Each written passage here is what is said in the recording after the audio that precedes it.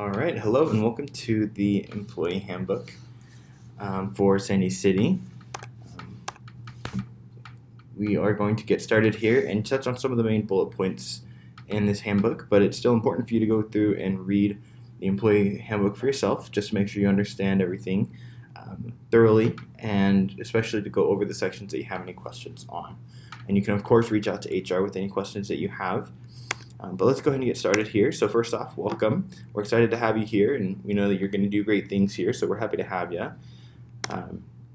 These are the mission and values that we have as a city here. So our mission is that we're going to work together to enhance the quality of life in our community. And to accomplish that goal, we have 6 values that spell out ASPIRE, which is accountability, safety and security, people-focused, integrity, respect, and excellence. So these are things that we want you to internalize and to represent and exemplify in your work and personal life as well. We want you to internalize these so that you become better people, and that in turn makes Sandy a better city. But you are the face of the city, so we want you to have these values as part of who you are. And then also it is important to note that the employee evaluations that you go through are based on these values. So it's especially important to internalize these and represent these values in your work. So part 2 goes over the employment policies. Firstly, we want to make it known that we are an equal employment opportunity employer, which means that we hire on the basis of ability to perform a position's essential function without regard to race, color, religion, sex, pregnancy or childbirth or pregnancy-related conditions, national origin, age, disability, sexual orientation, gender identity, genetics, protected veteran status, or any other class protected by applicable federal, state, and local employment laws. Now, on the next few pages of the Employee Handbook, it goes through medical exams, which you might be required to take for part of your job. And so if you are required to take a medical exam for work, the locations of the places that you can do those medical exams are on pages 5 and 6. That has more information, as well as the addresses of the work meds that you can go to complete those exams. Also, some of those medical exams can be taken at Scope, which is an on-site clinic, which I'll talk more about later, and will be covered in your benefits section. Also, employment of relatives. Just know that employees may not participate in the hiring or supervision of their own relatives except when specifically permitted under state law. And you can read more about that on page 6 as well. Also on page 6, we let you know that we do keep a personnel file for each of our employees, but you can come into HR and view those at any time. Just let HR know, and we can have you look through those. There are some details over the termination of employment on pages 7 and 8. And so if you do end up needing to terminate your employment, we do ask that you turn in a 2 weeks notice to your supervisor, and it is ideal that you turn that in with a written 2-week notice. But then also how your benefits will work after termination is outlined on page 7, so you can go through and read that when that becomes applicable. For job abandonment, if there's ever a time that you can't come into work and you need to be absent, just make sure to let your supervisor know.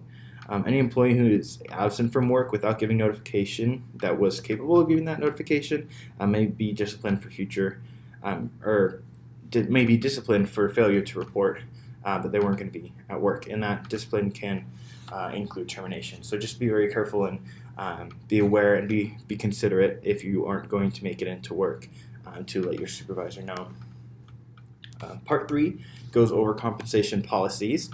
So what a lot of you are here for is how you're going to make the money, and this walks through our pay procedures. So on page 10, it has a list of the regular pay days for the fiscal year of 2019 to 2020. So you'll normally get paid by check or by direct deposit on a biweekly basis, usually on Friday. But if a city-observed holiday is that Friday, then you'll be paid on the day preceding that holiday. And so that's how our pay periods work. Working hours and breaks. Whenever you work an 8-hour day, you will get a hour unpaid lunch, usually between 11 a.m. and 2 p.m. But those will be adjusted and scheduled by your supervisor. If needed, you can arrange with the department head a 30-minute unpaid lunch as opposed to an hour.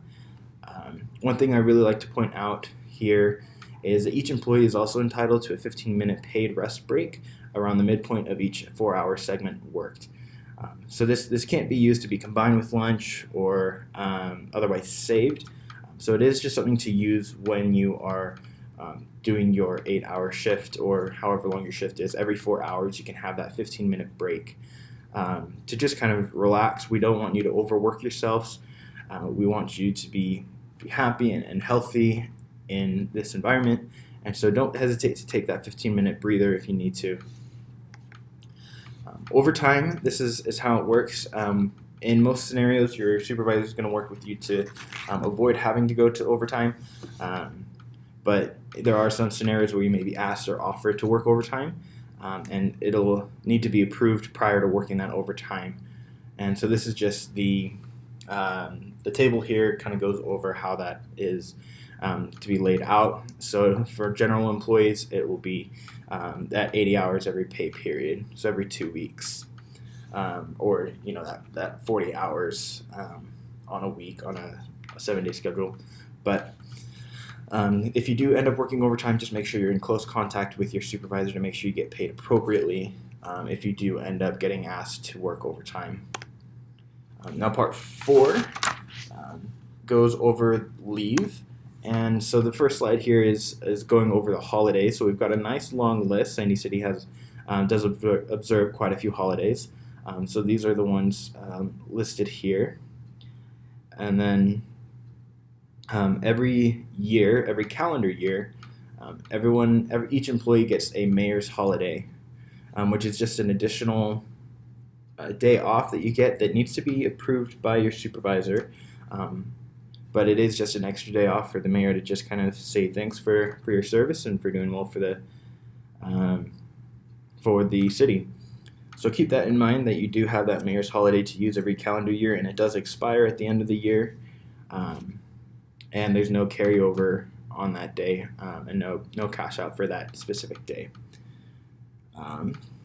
If you do work one of these holidays and you do get paid, or the general employees get paid 1.5, and so make sure to be in close communication with your supervisor if you do work a holiday to make sure once again you get paid appropriately.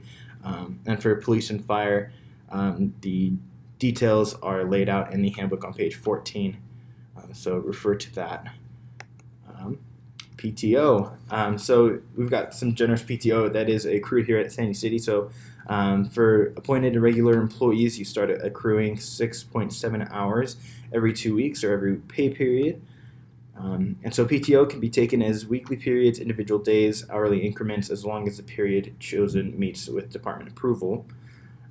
You'll notice here that there is a maximum accrual. So once, for a majority of employees, once you hit 320 hours, that is the maximum amount of hours that you can have. And as of January 1st of each year, those will be forfeited, any excess hours. And then, of course, for firefighters, that's 480. But we do have an option for you to cash out on PTO if you do have an excess amount that you can't or aren't able to use. Then employees will receive 50 cents on the dollar for each PTO that is cashed out. You'll also notice that the years of service or how long you've been with Sandy City will affect how much you accrue as far as time off.